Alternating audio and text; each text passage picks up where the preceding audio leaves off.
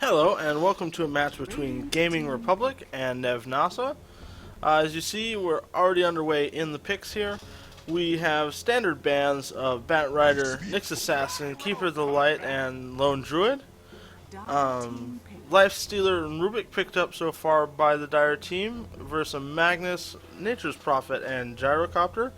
And we're just waiting on the last pick in the first phase for Nevnasa. My name is Radnor. I will be your caster today, and glad to be here with you guys this fine evening. Lena will be the final pick in the first stage for Nevnasa, and we're going to be underway into the second stage of the ban.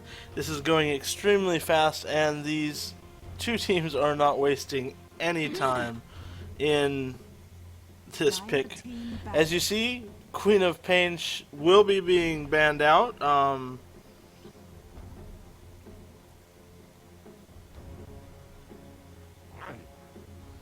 And there is the Bane, followed by the Storm Spirit.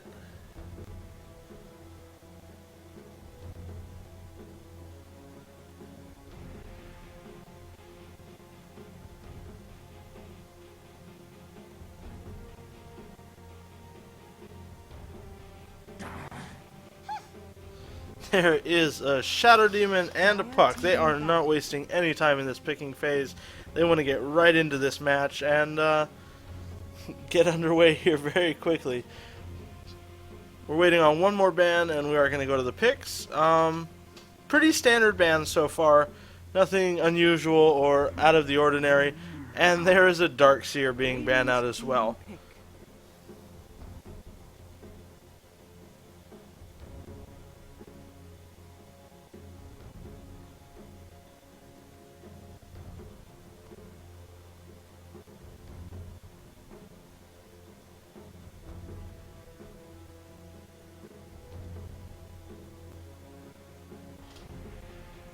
Lion. And the Lion will be being picked up by Gaming Republic. And Clockwork will be being picked up by Nevnasa. So far, good picks. You've got the Rubik has the ability to steal the RP of the Magnus once he acquires it, or the call down. Even the Finger of Death. Not to say that he couldn't steal Earth Spike or Hex as well. Pretty good pick with the Rubik there. You do have the RP from the Magnus. Great push and split push potential from the Nature's Prophet. The ability for him to teleport just about anywhere on the map. Pretty good picks overall from both of these teams.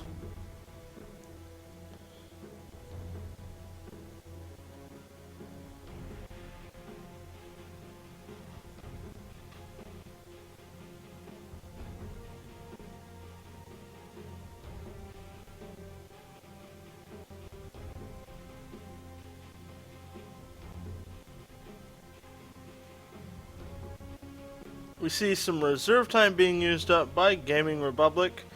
They just want to make sure they get the perfect last pick for their team, and they're being very thorough on deciding who they're going to go with here. Still a lot of different picks open. Tide Hunter. And they're actually going to go with the Tide Hunter here. They want to be able to have that Ravage once it comes out, and that is going to see a Templar Assassin coming out for Nevnasa. So this draft went incredibly fast. Glad to be through here, and we're going to be getting underway here very quickly.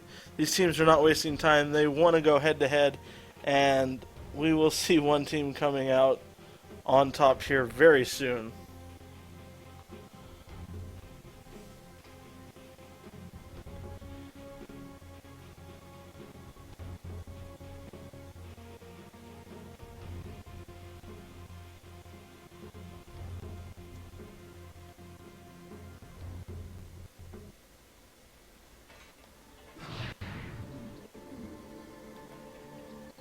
Okay, I'm going to go over Prepare teams for just battle. real quick. We've got Yapzor on Magnus. We've got Silas on Lion, Demigod on Nature's Prophet, Yozo on Tidehunter, and Pimp Slapper on Gyrocopter. We've got Sideshow Bob on Lifestealer, Hushaby on Clockwork, Bomb Bambino on Templar Assassin, Fog on Lena, and Friss on Rubik. The way our lineup is looking is we're going to be having a Magnus on bottom for the Radiant. We're going to have a tri-lane of what looks like Lion, Tidehunter, and Gyrocopter on bottom. And we're going to have a Nature's Prophet going and probably going through the jungle here. No real 30 surprise there. seconds to battle. Up top on the dire side, we're going to have a Templar Assassin mid. We're going to have a Clockwork bottom, and we're going to have a tri-lane up top of Lifestealer Rubik and Lena. As you see, we already have some wards coming out from the Radiant team. They want to just keep an eye on this lane here to make sure there is no ganking coming in from the opposing team. And A mysterious force. the double damage rune is picked up by Templar Assassin right off the bat.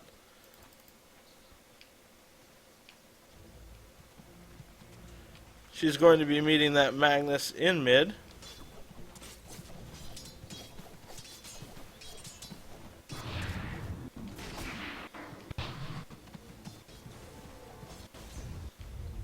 And there is a pause coming out. We seem to be having some slight issues on this so far. And we're back up and running already. So, no real big delay sent out there.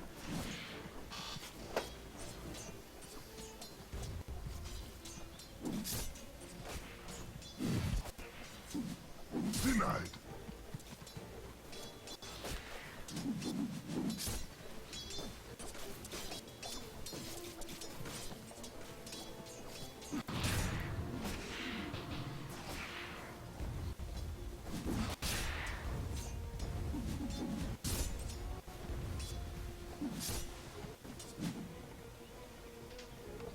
And there's another pause coming out of Lion again.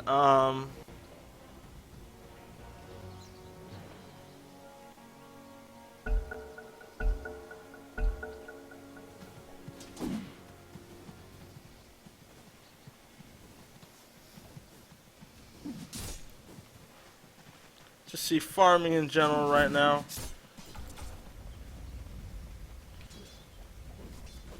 We see the camp coming out and diverting this creep wave, allowing it to just come in and help get some extra experience on this camp here, which was stacked nicely, by the way.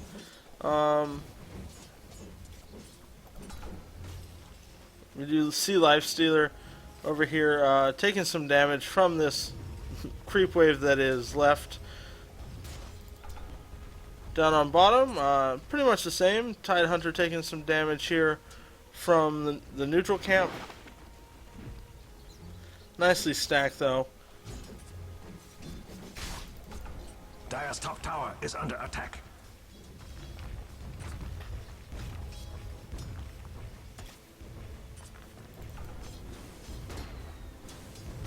Down on bottom, you see Gyrocopter taking some damage from the creep wave. No real initiation from any of the teams. It doesn't hurt that you have Nature's Prophet down here, farming up this camp nicely. It was stacked, so he has the double stack coming from that camp, as well as just the general ability to keep a good eye on the surrounding Radiant Force. So, good playing skill here by Nature's Prophet.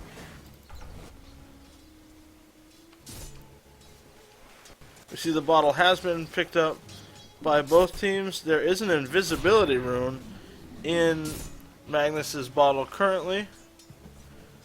And we see the courier coming and picking up the bottle for the Templar Assassin. Shockwave comes in, brings some damage down on the Templar Assassin, and the invisibility rune is cast. Oh, that's not good for the Radiant. Denied. Radiant's top tower is under attack. About time. And the skewer comes in. Great skewer. Able to take down the Templar Assassin in mid with the Magnus. Radiant's top tower is under attack. Radiant's top tower is under attack. About time. Radiant's top tower no longer radiates. And we see the tier 1 tower on top has fallen. There was a TP coming in from Nature's Prophet, but he canceled it out. They are going to be pushing towards this tier 2 tower on the top lane. Oh, that's not good for the Radiant.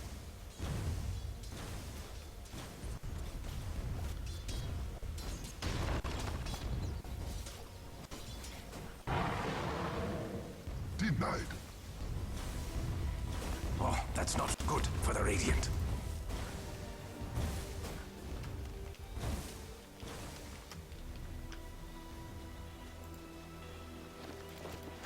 Down on bottom, we've just got some minor harassment coming out to the Clockwork.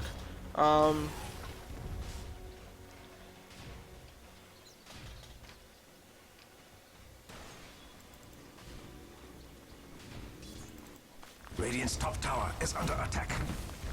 We should be seeing someone come in Do it with flair. to this tower real soon. I don't think they're just going to let them take the tier 2 tower About time. uncontested, but no. They're not sending anyone in. They're just letting them go ahead and push forward. Radiant's top tower is under attack. Radiant structures are fortified. Don't waste time hitting them. The fortification does come out, and it looks like we're going to have the Magnus come down and give a response to this tower. He is a level 7. The skewer comes in. The telekinesis is cast, though. The RP comes out. He is able to drop the Lina very quickly. Shockwave, and down goes Lifestealer. Rubik is trying to get out, and he's going to teleport out to safety. Yeah, you knew the Radiant team was just not going to let them come in and take that tier 2 tower all on their own without any attack back. If we look, Magnus currently has 2 kills. Nature's Prophet has 1. As for levels, we've got a level 8 Magnus, followed behind by a level 6 Templar Assassin in the mid. We've got level 5s and 4s pretty much across the board, with Lina and Rubik still at level 3. So there is a big level advantage between this Magnus and the Rubik. No surprise he was able to go over there and cause so much damage so quickly to these heroes. But then if you look at the CS charts, you see why. You've got Gyrocopter on top with 44, Magnus close behind with a 39. The people on bottom are on bottom with, 0, 3, and 4. It just shows the big difference between the two. So, and again, this RP is up on the Magnus. He is going to be coming in, and we're probably going to see some more initiation in another 22 seconds. So, now that that is up, you can expect to see a very aggressive Magnus, and he is at 1,500 gold. He's going towards his Blink Dagger, I'm sure. No real surprise there. And we lost the Clockwork down on the bottom lane. He was taken out by the Gyrocopter, who was able to take him down with the homing missile and the call down. And here we've got the level 5 Lion. He does have 3 points in that Earth Spike and 2 points in the Hex. He is going for the ability to definitely cause some good disables here for this Radiant team. We see Lifestealer up top, farming out the Dire jungle.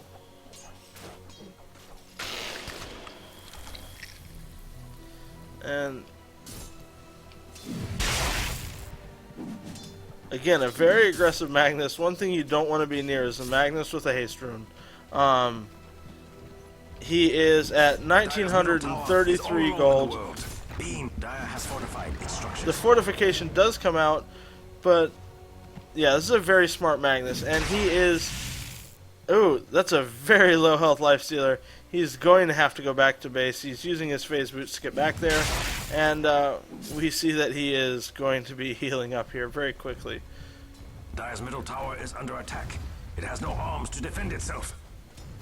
We do see the Nature's Prophet pushing up top lane with his treants, trying to protect that bottom tower, and we see some more damage coming to the middle tower. But the TP comes in, as we see Magnus comes in and takes out the Templar's Assassin. The Telekinesis comes out.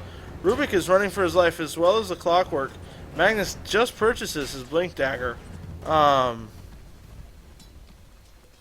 the Hand of Midas is coming to Nature's Prophet. They are definitely at an advantage here of over 4,000 XP advantage and just about 4,000 gold advantage as well. And it shows. The 5-0 lead is definitely weighing on this Dire team. Again, if we look at levels, a level 9 Magnus, a level 8 Gyrocopter, The middle tower is under attack. The difference between the level 9 Magnus and that level 4 Lina and Rubik, even the level 5 Clockwork, is definitely something to be noticed, because he can go in there and destroy them very quickly if they are unaware at all of the positioning of this Magnus. And he does have the RP and the Blink Dagger up, so he is very aggressive capable, and if his team at all backs him, you can see very good damage coming out of this Radiant team already.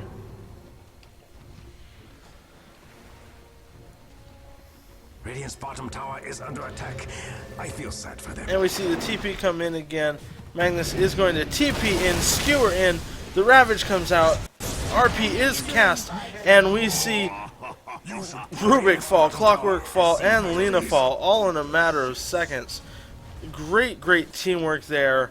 No real surprise. Like I said, that Blink Dagger and the RP are going to do some tremendous damage to this Dire team, especially since you're talking about having such low-level heroes. Yes, Lion is on the lower level for CS, but he is at level 7. He has his Finger of Death. He has the full Earth Spike.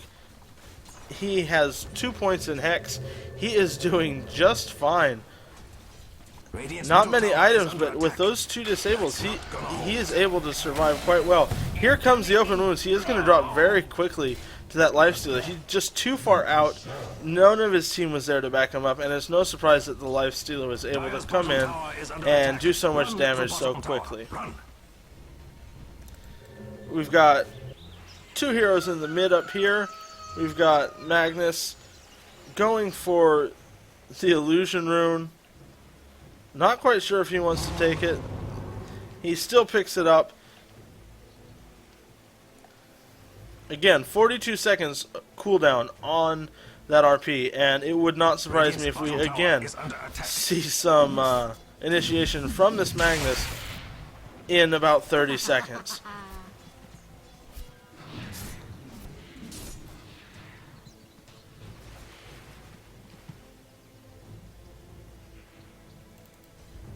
We see the Tidehunter coming down, guarding the tower. The open wounds are cast on Nature's Prophet. Sprout comes out, the hook shot, and the cogs come out. Nature's Prophet is going down very quickly. Lina comes in and takes down the Nature's Prophet.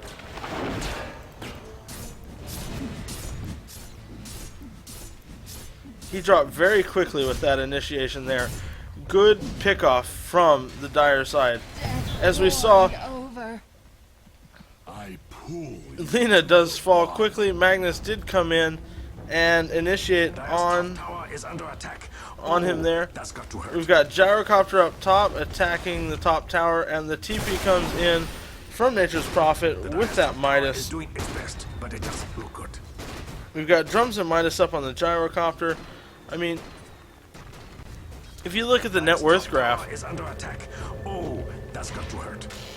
we see the TP come in. Open Wounds is cast on Gyrocopter. Sprouts commit telekinesis on Nature's Prophet. The Laguna Blade comes out. Nature's Prophet falls. The Open Wounds and the Fade Bolt is enough to take down the Gyrocopter. This Dire team is attacking back hard. Is all alone in the world, being attacked. Dire's middle tower now belongs to the Aegis.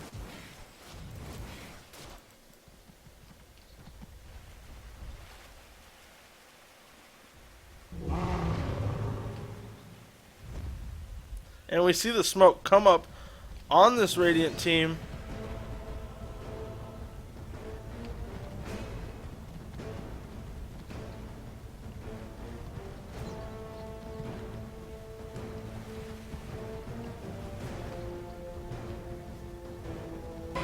And they catch out the Rubik, skewer him in with the blink. He is Hex. He drops very fast. That was one Rubik that was out of place without his team. He was picked off very quickly, as we saw. No real surprise there. Again, 3 kills for Magnus, 3 kills for the Tidehunter, 2 kills for Lion and Gyrocopter.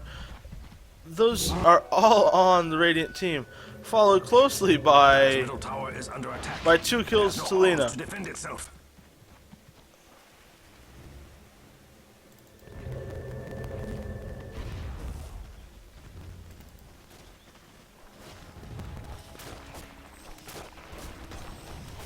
And we see the invisible Magnus here.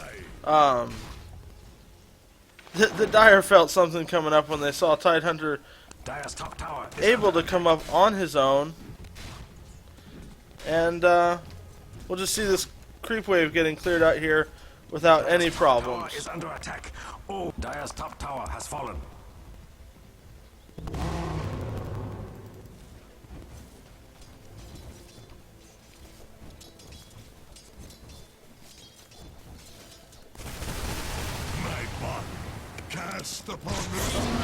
And the RP's committed. Tidehunter does fall even before I get here, but we see Lifestealer, Clockwork go down, and that Templar Assassin.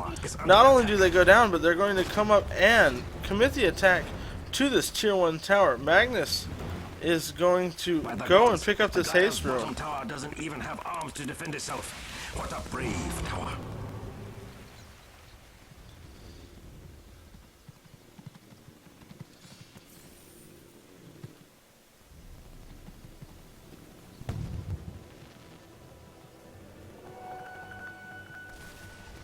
Dire's bottom tower is under attack.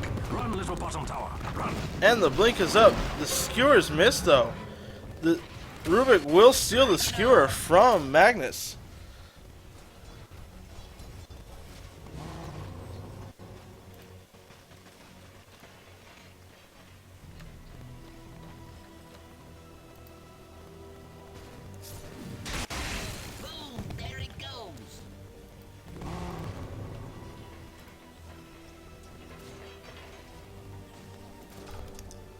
See Lion up in the base, healing up, and I'm pretty sure we're going to see an attack coming in. We've got 30 seconds on the cooldown for that RP. No real surprise here. We've got a couple teammates for the Dire here on the bottom lane, and they are probably going to be met up quite shortly from this Radiant team.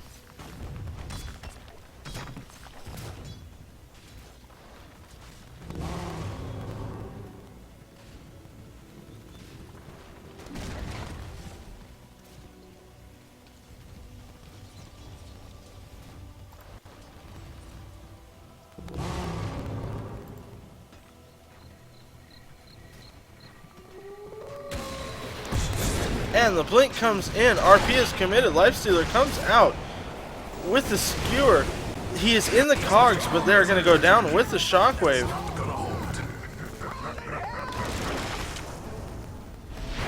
We see Rubik falls.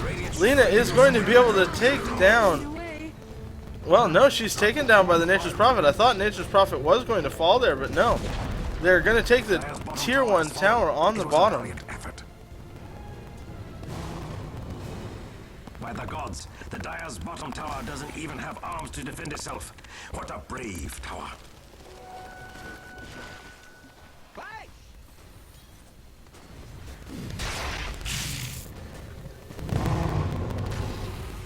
Dire's bottom tower is under attack.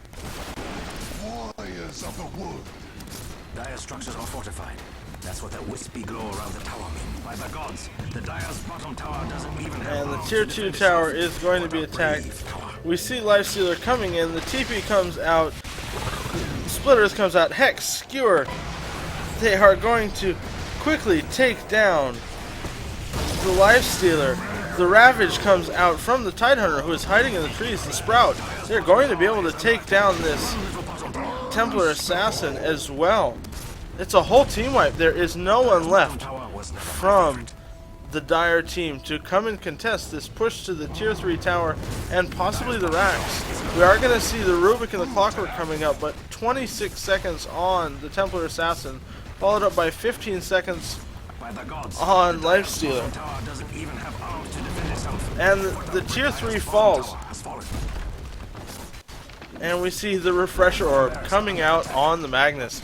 They are serious about coming in and finishing this game here very quickly.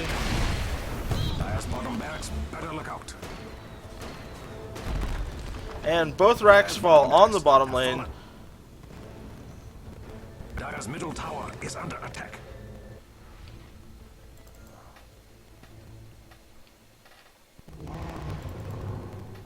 And we're going to see the Radiant team here going for Roche. So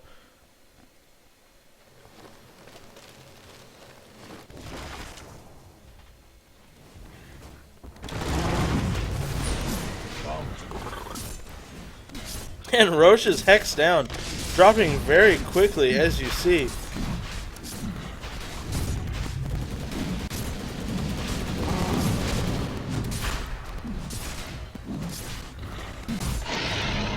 Roche falls very quickly. No surprise here.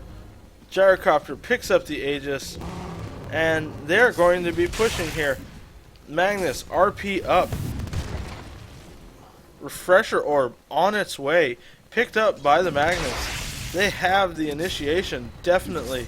They have the Aegis, they have the Refresher Orb on that RP. No surprise. And they don't even wait for the initiation. The GG is called. They saw it. They saw it happening. They knew the game was over. There is no surprise.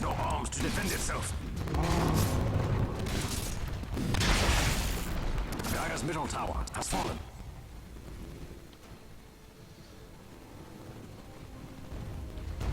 Dire's middle tower. They're going to go one more time to see. They're pushing on this tier 3 tower. They know that this game is over, though. Even the Fade Bolt comes in. They're able to do some minor damage to the team. They're just going to wait for the next creep wave to push up, and then they're going to go in and initiate. Again, Refresher Orb and the RP is up on the Magnus. Rubik is coming in. You see the Fade Bolt again hitting Magnus. The tier 3 falls, though.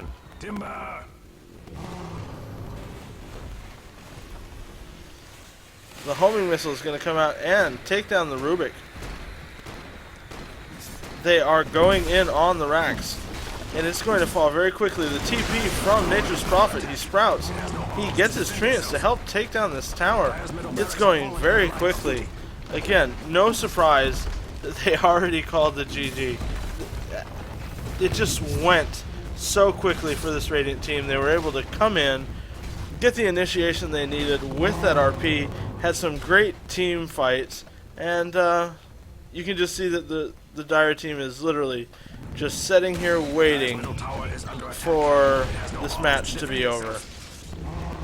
And it's just a minute or so here. We see the tier 4 in the middle has 72 health. Courier has been slain. The gentle The herald. Radiance Courier goes down. They're going for the extra kills. They take down Lena right outside of her base. The call down takes down Rubik even inside of the fountain, inside of the sprouts. Dire's middle tower is under attack. The last tower is on its way down. They go down and take down the Lion, takes down the Templar Assassin. Blink in Ravage inside the base. He comes in, gets the RP, takes down both Lifestealer and... I mean, they are able to literally fight inside of the fountain without being affected. Dire's ancient is under attack. That was a good game by Gaming Republic. No surprise they won. They had the initiation needed. They had the global domination anywhere they wanted to go. That Ancient is under attack. the Nature's Prophet was able to come in and literally give the support needed. It just went very well. The Ravage caused major damage once they hit level 6. I want to thank you guys for tuning into another cast. I was your caster, Radnor. You can find me on both Twitch TV and on YouTube. You can send me a message if you have any questions or concerns. I'd be glad to answer those. You can send me a message through either YouTube or on Steam. My username is Radnor in brackets SW. Thank you again for listening to this cast and a game between Gaming Republic and Nevnasa, and have a good night.